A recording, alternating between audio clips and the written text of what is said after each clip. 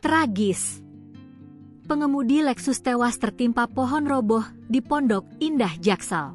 Hujan lebat yang terjadi di Jakarta Selatan hari ini sejak Minggu siang hingga sore hari menyebabkan korban jiwa.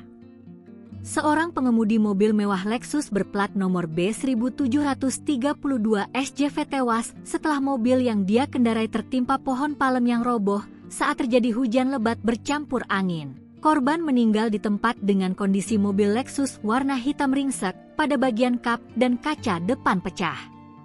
Warga kemudian beramai-ramai mengevakuasi mengeluarkan korban dari kabin mobil tersebut. Kesaksian warga menyatakan, sepanjang siang tadi hujan lebat di Jakarta Selatan menyebabkan sejumlah papan reklame roboh. Sejumlah pohon juga tumbang. Hal tersebut juga dibenarkan Gek Ramadan, warga lainnya.